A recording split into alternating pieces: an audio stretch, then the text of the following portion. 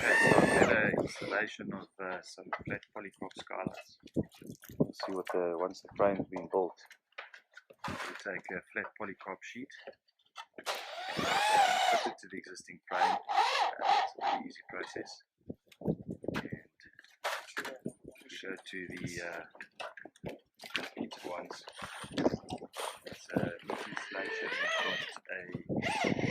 We've got a breathable membrane at the bottom to make sure that no moisture gets in, and let's do some.